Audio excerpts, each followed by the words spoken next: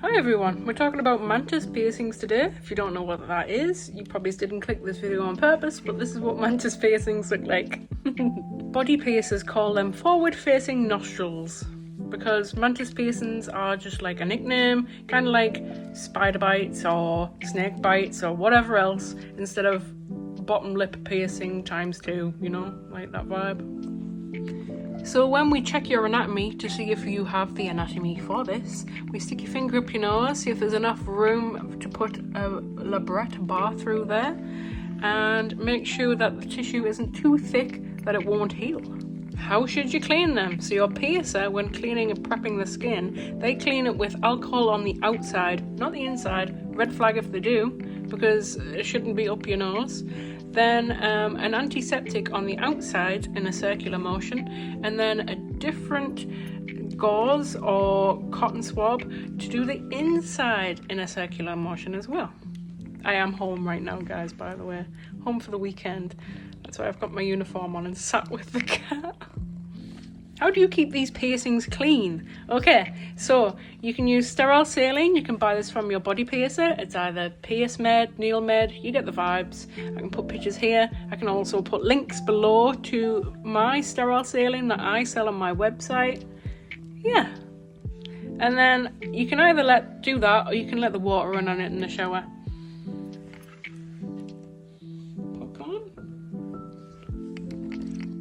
I can't demonstrate how you would blow your nose because I don't have the piercings. I've got this instead, stretch septum. I've got another video on that, by the way.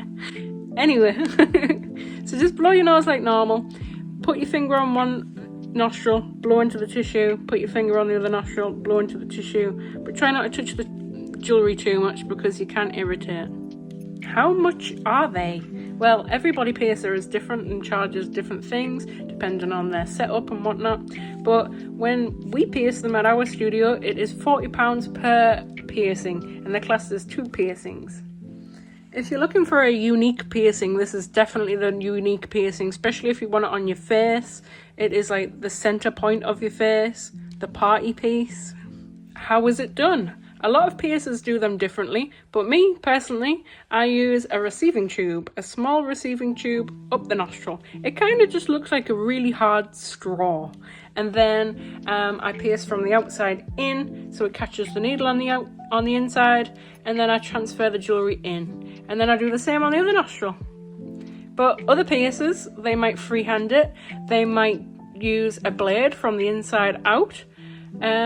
Yeah, there's a few different ways to do it. So it's about 3 to 4 months before you can put your own jewellery in. If you do have a reaction to your own jewellery, switch back to the jewellery that you got pierced with, because this is the best jewellery that you can get, depending on your piercer, depending on what they use. But UK APP members will use the highest standard. So yeah, that's me. Saying that, it's probably really hard to change this jewellery by yourself. So your body piercer can do it. But in our studio, we don't use jewellery from outside the studio, so it would only be jewellery that's bought in the studio, but you could always put little opals on for £15 a piece. Like, they're cute, right?